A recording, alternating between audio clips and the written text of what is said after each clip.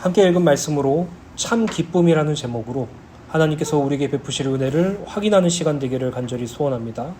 우리는 참 기쁨이라는 주제로 지난주와 그리고 오늘 말씀을 함께 확인하고 있죠. 우리에게서 참 기쁨은 그리스도 예수의 십자가 대속임을 말씀을 통해서 확인했어요.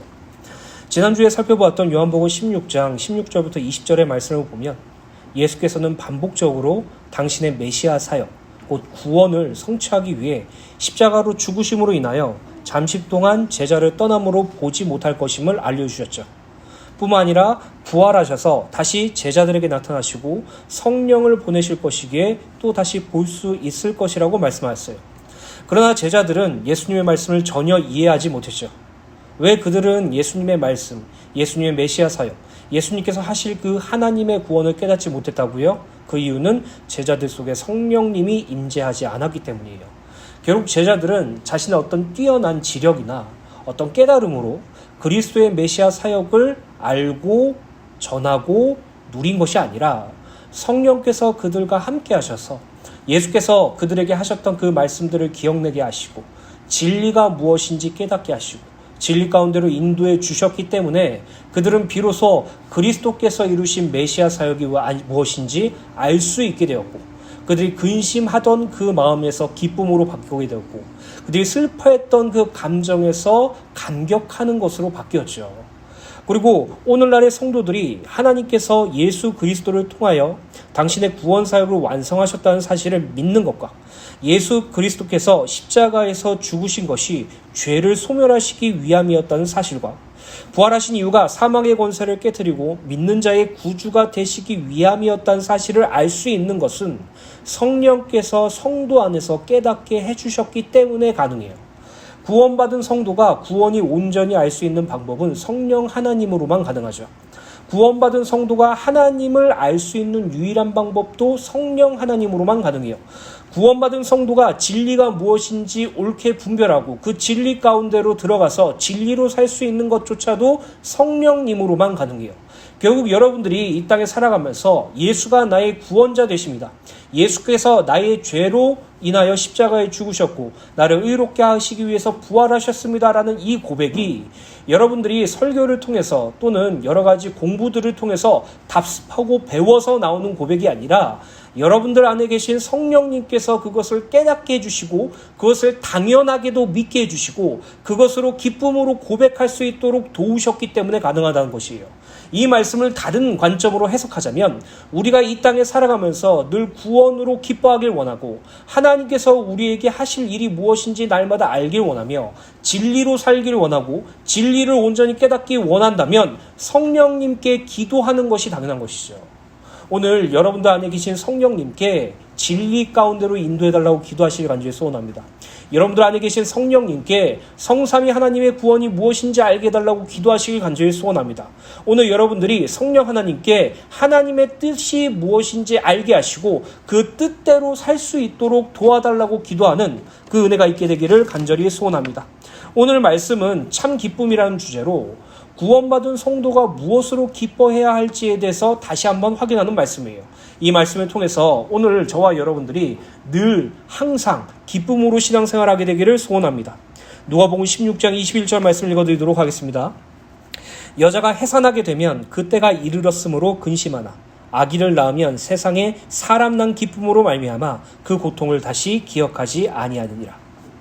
22절에 예수께서는 하나님의 구원을 성취하시기 위해 십자가에 달려 죽으실 것과 부활하실 것에 대하여 해산하는 여자를 비유로 들어 말씀하시죠. 21절에 보면 해산을 앞둔 여자는 근심할 것을 말씀하고 있는데 여자들이 해산할 때에는 육체적인 고통만 따르는 것이 아니라 심리적 불안도 겹쳐져서 그 고통의 무게를 가중시키므로 성경은 때때로 극심한 고통을 나타날 때 흔히 해산의 고통을 비유적으로 사용해요. 저희 역시도 우리 지혜를 낳을 때 그 장면들을 생생하게 기억하거든요. 지율이는 제왕절개를 했기 때문에 비교적 편하게 낳았다라고 말씀을 드릴 수 있지만 지혜는 자연분만으로 낳았기 때문에 상당히 힘든 시간을 사랑사모가 보냈어요. 아이가 나올 때까지 계속 진보를 타면서 괴로워하고 계속 무통주사가 아니면 불가능할 정도로 힘들어하고 결국에는 아이를 낳으러 들어갔을 때 우리 사랑 사모의 고통이 얼마나 컸는지 제가 옆에서 숫자 세주고 도와주고 그렇게 해도 그 고통과 그 걱정은 가시지 않더라고요. 그러나 그 고통과 그 불안함은 해산한 여자가 아이를 낳았을 때 잊어버릴 수밖에 없게 되죠. 왜요? 내 자녀가 나왔기 때문이에요. 그러나 오늘날 성도들은, 그리고 예수 그리스도를 구주로 영접한 성도들과 제자들은 그것이 무엇인지 깨닫지 못한다면 늘 고통과 불안함 속에 살 수밖에 없었죠. 이는 예수님의 죽음이 현실로 다가오기 시작할 때 제자들의 심리적인 상태가 이와 같았어요. 그들은요, 예수님이 죽는다는 그 말씀에 두려워하고 불안해하고 근심하며 고통스러워했다는 것이죠. 그러나 21절 하반절을 보면 예수께서는 여자가 해산이 끝나 아이를 낳게 되면 세상에 사람이 태어났다는 기쁨의 그 고통을 잊을 거라고 말씀하세요. 여자가 해산 중에 겪는 심리적 불안과 육체적인 고통은 아이를 낳는 순간에 이 모든 것을 잊어버리게 되죠. 실제로 여자가 아이를 낳을 때 아이를 낳는 순간 모든 고통이 사라지고 시원함을 느꼈다고 말해요. 우리 사랑사모도 아이가 나왔을 때 시원함을 느꼈다 그러고, 그리고 너무나도 기쁘고 행복감에 넘쳐오르죠. 왜요? 우리의 아이가 태어났으니까요. 즉 해산의 고통은 천하보다 귀한 한 생명을 얻기 위해서는 반드시 감수해야 하는 고통이고, 아이를 낳는 순간 그 전에 있었던 고통은 완전히 잊어버리게 되며 기쁨과 행복만 가득할 것임을 말하고 있는 것이에요. 이는 예수께서 십자가에 죽으시고 부활하셔서 제자들에게 나타나 당신의 메시아 사역, 구원 사역이 무엇인지 그들에게 가르쳐 주셨을 때, 그리고 그들이 약속하신 성령님으로 인하여 하나님의 구원 사역을 온전히 이해하였을 때, 제자들은 더 이상 십자가에 죽으신 예수님에 대하여 생각할 때 고통스러워하고 불안해하는 것이 아닌 죄사함과 칭의로 말미암은 구원의 성취로 생각하고 기뻐하고 또 기뻐할 수 있었던 것이에요. 그래서 여러분, 예수님께서 십자가에 달려 죽으시고 모진 고난과 고통을 당하셨다는 그것이 여러분들에게 불안함으로 다가오십니까? 여러분들에게 고통으로 다가오십니까? 아니죠. 우리의 죄를 대신하여 십자가의 고난을 당하신 하나님과 그리스도 예수께 면목 없고 너무나도 죄스럽고, 그럼에도 불구하고 나의 죄를 용서하시기 위해서 십자가에 달려 죽으셨다는 그 사실에 감격하고 기쁘죠. 이게 구원받은 성도가, 구원을 경험한 성도가 하나님이 이 땅에서 그리스도 예수로 십자가의 구원으로 성취하신 그 구원을 바라볼 때의 관점이에요. 그러나 제자들은 그것이 무엇인지 몰랐기 때문에 예수님이 십자가에 죽는다는 사실에 불안하고 두려워했죠. 심지어 예수님께서 부활하셨다는 소식을 듣고서도 그들은 두려워하고 불안해하며 숨어 있었어요. 그러나 그들이 그리스도 예수님을 만나게 되었고, 예수께서 그들에게 마음을 열어 성경을 깨닫게 하셨고, 성령 하나님을 통하여 왜 예수께서 십자가에 달려 죽으셔야지만이 했는지, 왜 예수께서 부활하셔야만 했는지 깨닫게 되었을 때 그들은 그 전에 있었던 고통과 불안함은 잊어버리게 되었어요. 왜요? 예수께서 나를 구원하셨다라는 것에 기뻐하였기 때문이에요. 오늘날의 성도들이 이 땅에 살아가면서 예수께서 이 땅에 오신 이유와 그분이 십자가에 죽으신 이유와 그분이 부활하신 이유와 그분이 승천하신 이유를 성경적으로 정확하게 안다면 그 모든 예수님의 십자가의 과정들이 괴롭고 고통스러운 것이 아니라 기쁘고 환희에 가득 차고 감격스러워할 수밖에 없다는 것이죠. 사랑하는 주의 교회 성도 여러분, 오늘 이 시간 저와 여러분들이 그리스도 예수의 구원 성취로 말미암아 날마다 기뻐하는 은혜가 있게 되시기를 예수님의 이름으로 간절히 소원합니다. 베드로전서 1장 3절부터 5절 말씀, 현대인의 성경을 읽어드리겠습니다. 우리 주 예수 그리스도 아버지 하나님께 찬양을 드립시다. 그분은 우리를 불쌍히 여기셔서 죽은 사람들 가운데서 부활하신 예수 그리스도를 통해 우리를 거듭나게 하시고 살 희망을 갖게 하셨으며, 썩지 않고 더럽혀지지 않고 시들지 않는 하늘의 간직한 축복을 여러분이 받도록 하셨습니다. 여러분은 마지막 때에 나타나도록 예비된 구원을 얻기 위해 믿음을 통해서 하나님의 능력으로 보호를 받고 있습니다. 우리가 어떻게 구원받았는지 안다면, 예수님의 구원 사역이 무엇인지 안다면 우리는 늘 기쁨이 충만할 것이에요. 이것으로 여러분들의 기쁨이 회복되기를 간절히 소원합니다. 계속해서 누가복음 16장 22절입니다. 지금은 너희가 근심하나 내가 다시 너희를 보리니 너희 마음에 기쁠 것이요 너희 기쁨을 빼앗을 자가 없으리라. 22절에 예수께서는 제자들에게 지금은 너희가 근심하지만 곧 다시 나를 볼 것이고 그때에 너희 마음이 기쁨이 넘칠 것이며 그 기쁨은 누구도 빼앗을 수 없을 것이라고 말씀하시죠. 이는 예수 그리스도의 부활로 인하여 제자들과 오늘날의 성도들에게 약속된 기쁨의 두 가지 특성을 나타내요. 쉽게 말씀드리면 그리스도 예수께서 부활하시고 승천하심으로 말미암아 그를 믿는 모든 자들에게 두 가지의 기쁨이 허락되었다라는 것을 의미하죠. 그 기쁨, 첫 번째로 그리스도의 임재에서 비롯된 기쁨이에요. 예수께서는 제자들이 기뻐하게 될 이유가 자신의 임재 때문이라고 말씀하시죠. 22절에 보면 내가 다시 너희를 보리니 라는 표현에서 이러한 사실이 잘 드러나요. 이 부분을 원어로 직역하면 그러나 내가 다시 너희를 계속해서 볼 것이라 라고 해석되는데, 이는 단순히 눈으로 보는 것을 넘어서 영적인 지각으로 주목하고 관심을 가진다는 의미를 지녀요. 그런데 여기서 중요한 것은 예수께서 말씀하신 내가 다시 너희를 보리니 라는 문구를 통해서 알 수 있듯이 그 주체가 제자들이 아니라 예수라는 점이에요. 조금 더 이해를 돕기 위해서 쉽게 이야기하자면 제자들이 계속해서 예수를 볼 것으로 기쁘다라는 의미가 아니라 예수께서 계속해서 제자들을 볼 것이므로 기쁨이 넘칠 것이다 라고 말하는 것이에요. 그리고 그것으로 인하여 제자들과 오늘날의 성도들이 기쁠 것이라고 말하고 있죠. 예수께서 제자들과 오늘날의 성도들을 계속 보실 것이라는 이 말씀은 관심의 지속을 의미하죠. 이제 더 이상 육체로 함께 거하지는 못하시지만 제자들과 오늘날 예수를 믿어 구원받은 모든 성도들을 향한 주님의 관심은 계속된다는 말이에요. 이것은 더할 수 없이 축복된 약속이며 성도가 가진 기쁨의 근원이 됩니다. 성도가 무슨 일을 만나게 되든지 실망하지 않고 기뻐하며 담대히 행할 수 있는 근거가 바로 이와 같은 주님의 관심과 돌보심이에요. 결국 주님께서 말씀하신 내가 다시 너희를 보리니 라는 말씀은 너희가 나를 볼 것이야 라는 말씀보다 더 위에 있는 말씀이라는 것이죠. 내가 너희를 볼 거야. 내가 너희를 지속적으로 관심을 두고 관찰하고 지켜볼 거야. 내가 너를 함께하고 너와 동행하며 너를 돌볼 거야 라고 말하는 것이에요. 그리고 그것이 너에게 있어서 가장 큰 기쁨이 될 거야 라고 말하는 것이에요. 이는 구원받은 성도가 지각이 있고 깨달음이 있어서 주님을 또 다시 볼 수 있는 것이 아니라, 또는 성도가 자기 힘과 열심으로 어떤 공로와 업적을 세워서 예수님을 볼 수 있는 기회가 생기는 것이 아니라 예수께서 계속해서 항상 우리를 지켜보고 계시며 우리와 함께 하시며 우리를 돌보고 계실 것이라는 약속이에요. 오늘날의 많은 성도들이 자신의 행위를 기반으로 해서 무엇을 하거나 열심히 하거나 어떤 성취를 이루어야 하지만이 예수님이 나와 함께 하시고 예수님을 볼 수 있다는 착각 속에 빠지고 있지만, 예수님께서는 항상 우리를 지켜보고 계세요. 예수께서는 항상 우리에게 관심을 두고 계세요. 예수께서는 항상 우리와 함께 하시고 항상 우리를 돌보고 계세요. 여러분들이 불신앙에 허우적거려서 하나님을 찾지 않는 그 순간에도, 여러분들이 문제와 어려움 때문에 절망해서 하나님을 원망하는 그 순간에도, 여러분들이 이 땅에 살아가면서 되는 일이 없어서 주님을 믿는 것에 후회가 오는 그런 말도 안 되는 생각을 가진다는 그 상태에서도 하나님께서는, 예수 그리스도께서는 여러분들을 주목하시고 여러분들에게 관심을 집중하고 계시고 여러분들과 함께 하시고 여러분들을 돌보셔서 주님으로 기뻐할 수밖에 없는 삶으로 이끌어 가세요. 이것이 바로 성경에서 말하는 하나님의 열심이고 하나님께서 우리에게 베푸신 언약이라는 것이죠. 두 번째로는 22절에 주님의 관심과 동행으로 인하여 넘치는 이 기쁨을 영원하게 소유하게 된다는 것이죠.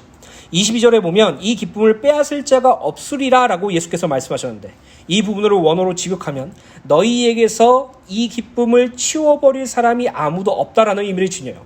그리고 중요한 점은 이 부분이 현재형으로 기록되어 있는데, 이는 예수님의 말씀이 영원히 불변하는 진리임을 보여줘요. 여러분, 세상이 주는 기쁨을 한번 생각해 보십시오. 세상이 주는 기쁨은 세상의 조건과 상황에 좌우되기 때문에 그 수명이 길지 못해요. 그러나 주님께서 성도들에게 주신 이 기쁨은 예수 그리스도에게 근원을 둔 것이어서 영원하며 그 어떤 존재도 이 기쁨을 빼앗지 못한다는 것이에요. 예수께서 여러분들에게 집중하고 계시고 예수께서 여러분들과 함께 하시고 예수께서 여러분들이 돌보고 계신 그 기쁨을 그 어떤 존재도 빼앗을 수가 없다고요. 사탄도 빼앗지 못하고요. 우리의 불신앙도 없어뜨리게 하지 못하고요. 우리의 연약함도 그것을 빼앗길 수 없게 하지 않으신다라는 말이에요. 이 기쁨은 구원받은 성도들에게 주신 것이며 영원히 지속되며 영원히 보존되는 기쁨이에요. 그 기쁨이 우리에게 있다는 것이죠. 그래서 여러분, 이 땅에 살아가면서 주님이 나에게 집중하고 계신다는 사실에 기뻐하세요. 여러분들이 이 땅에 살아가면서 주님께서 나와 영원히 함께 하신다는 사실에 기뻐하세요. 여러분들이 이 땅에 살아가시면서 주님께서 나를 항상 돌보고 계신다는 사실에 기뻐하세요. 그 기쁨은 그 누구도, 그 어떤 존재도, 피조물도, 그 어떤 것들도 빼앗을 수 없습니다. 그것을 날마다 기억하시며 주님으로 말미암은 기쁨이 충만하게 되기를 간절히 소원합니다. 요한복음 15장 11절에 보면 예수께서 이미 우리에게, 제자들에게 그 기쁨을 주셨다고 말하게 하시죠. 내가 이것을 너희에게 이름은 내 기쁨이 너희 안에 있어 너희 기쁨을 충만하게 하려 함이라 라고 기록되어 있고, 마태복음 28장 18절에서부터 20절에 보면 예수께서 우리에게 주신 약속이 있죠. 예수께서 나와 말씀하여 이르시되 하늘과 땅의 모든 권세를 내게 주셨으니 그러므로 너희는 가서 모든 민족으로 제자를 삼아 아버지와 아들과 성령의 이름으로 세례를 베풀고 내게 너희에게 분부한 모든 것을 가르쳐 지키게 하라. 볼지어다 내가 세상 끝날까지 너희와 항상 함께 있으리라 하시니라. 세상 끝날까지 항상 함께 있으리라고 말씀하셨어요. 지금 예수님께서 여러분들에게 집중하고 계세요. 지금 예수께서 여러분들과 함께 하고 계세요. 지금 예수께서 여러분들을 돌보고 계세요. 언제 동안? 언제까지? 항상. 매 순간. 이것을 놓치지 마시길 간절히 부탁드립니다. 제가 우리 지혜가 처음 태어났을 때 지혜가 사랑의 배에서 나오고, 그리고 제가 그 아이를 안고, 그리고 탯줄을 자르고 우리 지혜를 볼 때 세상에서 가장 크고 기쁘게 웃었어요. 너무나도 기쁘고 행복했죠. 우리 사랑 사모는 너무나도 행복하고 기뻐서 아이를 낳고 쉬어야 되는데 샤워도 하면 안 되거든요. 샤워까지 하고 아이 낳고 몇 시간 뒤에 바로 가가지고 우리 지혜를 보고 행복해하고 기뻐하고 그랬어요. 여러분, 우리가 이 땅에 살아가면서 그리스도 예수께서 이 땅에 오신 이유에 대해서 분명하게 안다면, 또 그분이 십자가에 죽으셔야만 한 이유가 정말로 안다면, 그분이 부활하신다는 그 이유를 안다면 우리의 기쁨은 충만해질 것이에요. 결국 구원받은 성도에게 기쁨의 근원은 예수 그리스도입니다. 오늘 저와 여러분들의 기도 제목이 그리스도로 기쁘게 하여 주시옵소서. 하나님의 구원으로 기쁨이 넘치게 하여 주시옵소서. 성령님으로 말미암아 주님의 구원이 무엇인지 알고 그것으로 감격하고 거기에 환희에 참여 행복할 수 있는 은혜를 달라고 기도하시기를 예수님의 이름으로 간절히 축원합니다. 결론입니다. 누가복음 16장 23절부터 24절 말씀입니다. 그날에는 너희가 아무것도 내게 묻지 아니하리라. 내가 진실로 진실로 너희에게 이르노니 너희가 무엇이든지 아버지께 구하는 것을 내 이름으로 주시리라. 지금까지는 너희가 내 이름으로 아무것도 구하지 아니하였으나 구하라. 그리하면 받으리니 너희 기쁨이 충만하리라. 23절에 예수께서는 그날에 너희가 아무것도 자신에게 묻지 않을 것이라고 말씀하시죠. 이는 예수께서 십자가에 죽으시고 부활하신 후에 승천하신 이후의 일을 염두에 두고 말씀하신 것이로, 지금은 제자들이 무엇이든지 의문이 생기면 함께 계신 예수께 물을 수 있었지만 예수께서 승천하신 후에는 그렇게 되지 않을 것임을 나타내요.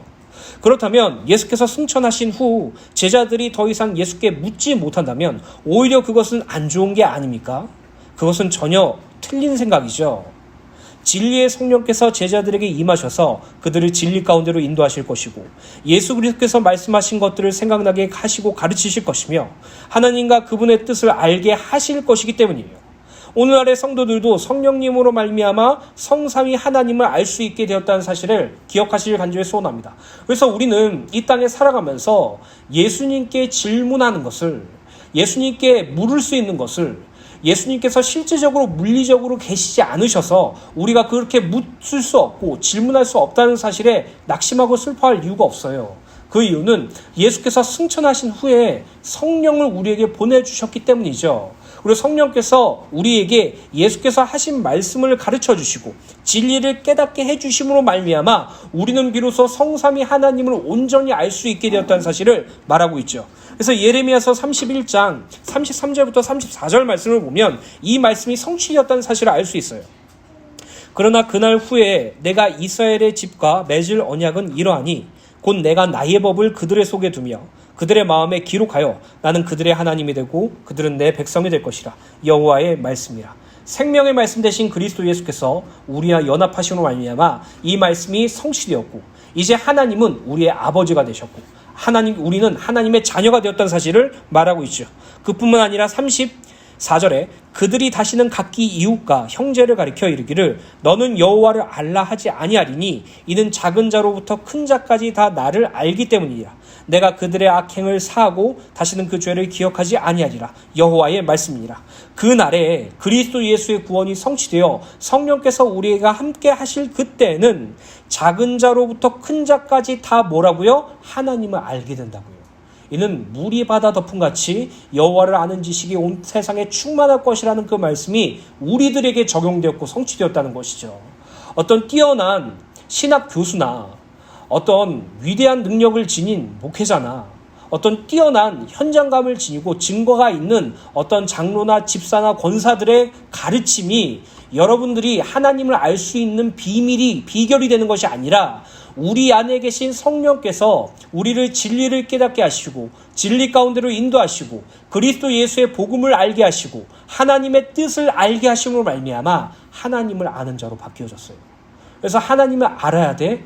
하나님께 질문해야 돼. 하나님에 대해서 예수님에 대해서 물어야 돼. 이 말씀은 이제 우리에게 적용되고 성취되었다는 것이죠. 여러분, 하나님을 안다는 것, 예수를 안다는 것, 그것만큼 우리에게 있어서 큰 축복은 없다고 생각이 듭니다. 요한복음 14장 16절에 보면 내가 아버지께 구하겠으니 그가 또 다른 보혜사를 너에게 주사 영원토록 너희와 함께 있게 하리니. 구원받은 성도는 성령 하나님께서 우리와 영원히 함께 계신다는 사실을 기억하세요. 요한복음 14장 26절에 보혜사 곧 아버지께서 내 이름으로 보내실 성령 그가 너희에게 모든 것을 가르치고 내가 너희에게 말한 모든 것을 생각나게 하리라 라고 이렇게 있죠. 성령 하나님께서 우리에게 모든 것을 가르쳐 주시고 그리스도 예수께서 하신 말씀들을 생각나게 해주실 것이라고 말씀하고 있어요. 요한복음 16장 13절에 그러나 진리의 성령이 오시면 그가 너희를 모든 진리 가운데로 인도하시리니 그가 스스로 말하지 않고 오직 들은 것을 말하며 장래 일을 너희에게 알리시리라 라고 기록되어 있죠. 진리의 성령께서 우리를 진리를 깨닫게 하시고 우리가 그리스도 예수의 말씀을 통해서 가르쳐 주시고 장래 일을 알려주실 것이라고 말씀하고 있어요. 이것이 구원받은 성도가 가진 가장 큰 축복이에요. 오늘 저와 여러분들이 날마다 성령님으로 말미암아 성삼위 하나님을 알고 성삼위 하나님의 뜻대로 살아가게 되시기를 간절히 소원합니다. 또 23절 24절을 보면 예수께서는 당신의 이름으로 아버지 하나님께 구하면 무엇이든지 주실 것이라고 말씀하시죠. 이는 제자들과 오늘날의 성도들이 예수의 부활 승천 이후에는 성부 하나님께 기도해야 함을 밝히며 또 하나님은 기도 응답을 바로 예수 그리스도의 이름으로 주실 것이라는 의미를 지녀요. 이는 성도의 신앙생활에 있어서 매우 중요한 기도의 원리죠. 구원받은 성도는 예수님의 이름으로 항상 기도해야 돼요. 그래서 우리가 대표 기도를 할 때나 우리가 홀로 기도를 할 때나 우리가 묵상 기도할 때마다 항상 그 끝에 예수님의 이름으로 기도합니다라고 이렇게 기도를 마치는 것은 예수께서 그렇게 말씀하셨기 때문이죠. 우리는 날마다 예수의 이름으로 구해야 할 줄로 믿습니다. 그렇다면 내 이름으로 구하라 라는 것은 어떤 의미입니까? 첫 번째로 예수 안에서 하는 기도예요. 예수님을 전적으로 의지하고 예수님을 전적으로 신뢰하며 예수님과 인격적인 교제 가운데 하는 기도가 예수님의 이름으로 하는 기도인 것이죠. 그렇다면 예수님 안에서 예수님을 신뢰하고 예수님과의 인격적인 교제 속에서 하는 기도의 개념과 내용은 무엇입니까? 바로 예수 안에 있는 진리, 복음을 아는 것과 누리는 것 기도를 의미해요. 여러분들 안에 예수 그리스도의 복음이 여러분들에게 점점 자라나게 될 때, 예수 그리스도의 복음에 여러분들이 확고하게 될 때, 여러분들이 예수 그리스도의 복음으로 감사하고 기뻐하며 그것으로 말미암아 충만해질 때 여러분들은 날마다 그리스도 예수 안에서 구하는 기도가 되어질 수밖에 없어요. 이 땅에 살아가면서 우리가 한 가지를 깨달아야 된다면 그건 성삼위 하나님의 구원이고 그 구원을 날마다 누리고 하는 기도가 예수님의 이름으로 구하는 것이에요. 그래서 여러분 다른 기도 제목 하지 마시고요. 하나만 기도하세요. 하나님, 예수께서 이루신 그 구원이 날마다 나에게 이루어질 수 있도록 은혜를 베풀어 주시옵소서. 하나님, 그리스도 예수의 십자가 대속 이 구원 사역이 나에게는 지식적으로 다가옵니다. 이 구원을 날마다 알고 누릴 수 있도록 아버지 하나님께서 나에게 가르쳐 주시고 깨닫게 하여 주시옵소서. 저는 확신 있게 말합니다. 예수님의 이름으로 구하는 그 기도는 반드시 응답된다고요. 두 번째로 예수님의 이름으로 구한다는 것은 예수님의 뜻을 따라 하는 기도를 의미하죠. 그렇다면 예수님의 뜻은 무엇을 의미합니까? 히브리서 10장 7절을 보면 예수께서 하나님의 뜻을 이루기 위하여 이 세상에 오셨다고 기록되어 있죠. 하나님의 뜻이 곧 예수님의 뜻이었다고 말하고 있어요.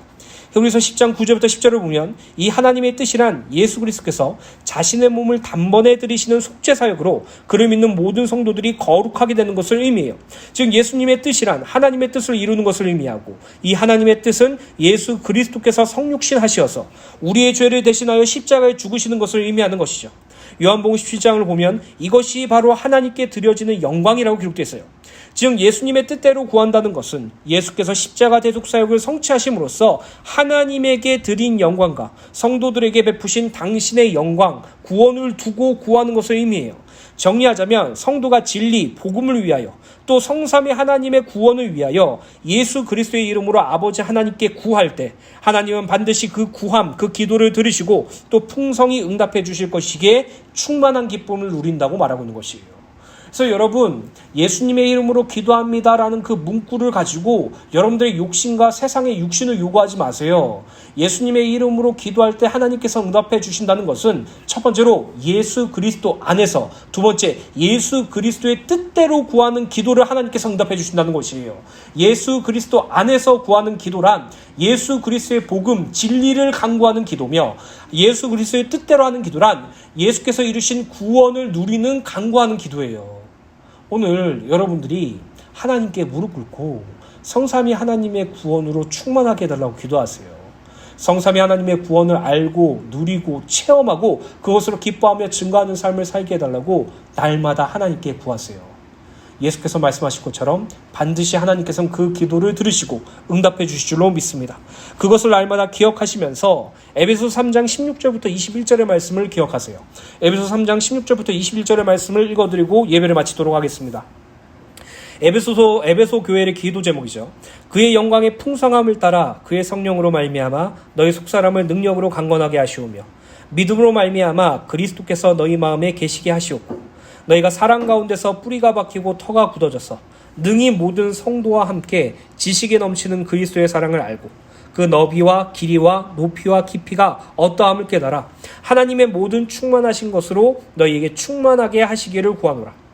우리 가운데 역사하시는 능력대로 우리가 구하거나 생각하는 모든 것에 더 넘치도록 능히 하실 이에게 교회 안에서와 그리스도 예수 안에서 영광이 되도록 영원 무궁하기를 원하노라. 에베소 3장 20절을 보면 우리가 주일 예배 때 패회송으로 부르는 문구죠. 나의 기도하는 것보다 더욱 응답하실 하나님, 내가 생각하는 것보다 더욱 이루실 하나님께 기도하고 구합니다라고 말하는 것인데, 그 기도하고 구하는 내용이 무엇입니까? 첫 번째, 성령께서 속사람을 능력으로 강건하게 해달라는 것. 두 번째, 믿음으로 말미암아 그리스도께서 우리 마음에 계시게 해달라는 것.